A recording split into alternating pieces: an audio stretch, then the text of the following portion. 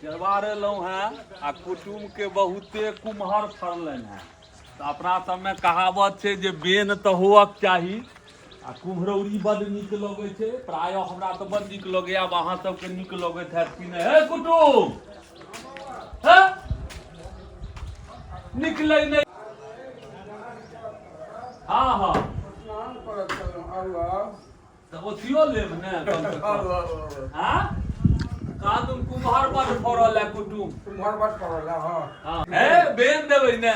हाँ बेन देबै। माछो लऽ जेबै। बुझलियै ई कुटुम देखियो केना बकलेल जकाँ छथि। कहलियनि हैं सार सब एला कनि धोती कुर्ता पहिर कऽ रहब तऽ से नहि। हैं यौ कुम्हर तऽ बेनमे कहलथि हैं 5-7 टा दऽ दै छी आ देख लियौ ऊपरमे दूटा हमरा कदीमो देखबा आबैया। अभी देखै छियै कुटुम बेनमे दैया एको गो कि नहि, कि अपने माँगि चाँगि कऽ अनने छै कि जाने गेलियै। पूछै छियनि अपनेमे फड़लनि हैं कि माँगल चाँगल छै। देखियौ हमर कुटुम रखने छथि कुम्हर जे लऽ जेता। ई हमरे लए रखने छनि, बेनमे कुटुम देता कुम्हर आइ। आर एहि कात देखियौ माछ मारा रहल ये सेहो। तऽ आब एहिठुन आबि गेलहुँ हैं केरबार गाँवमे। पोखरि ई देखबै छी अहूँ सबके पोखरि।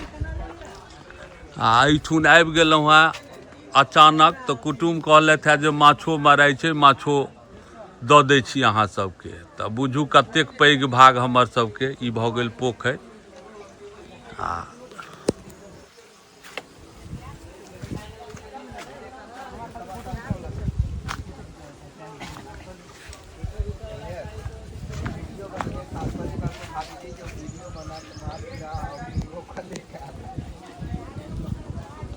निकललै या नहीं यौ एको खल। कोई पोंगा पंडित जी हो ठोप तोप लगा लेला। देखियो ई सब पोंगा पंडित जी के कहियो पूजा केबे ने केलिया ठोप लगो। आप देख छी ने महाराज देखियो। हाँ ई बागर छथिन यो केहन लोग छथिन यो। कहू ई ठरका चनर हमर कुटुम पर केहन जचै छनि से अहाँ सब कमेंट जरूर करब।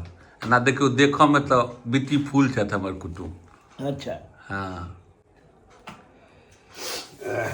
नहीं देखियो हे नहीं मुँह कान नहीं हमर कुटुम के खराब। तो कुटुम ललका सिंदूरे में बीच में जे करे छै ई अहाँ के की कहै छी ओ बिसरि कखनो बिसरि रहल छी ने। मतलब राम के जे भक्त, राम के जे भक्त छथिन ने हाँ। तऽ माँ जानकी सिंदूर करै छथिन, हनुमान जी सिंदूर करै छथिन, ताहि दुआरे हुनका ओ चानन में ई देल जाइ छै। अच्छा अहाँ जे ई दूटा के लिए दूगो हम लकीर जे दूटा के लिए ने जे ई कृष्ण छथिन, ई बलराम छथिन, ई राधा रानी के चरण छथिन। अच्छा ई सब ज्ञान हमरा सबके कतऽसँ हैत।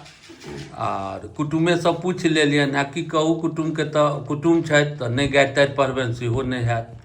तऽ ई बात छै, मुँह कान तऽ देख रहल छियनि, स्मार्टनेस में हमर कुटुम के कम नहि छनि।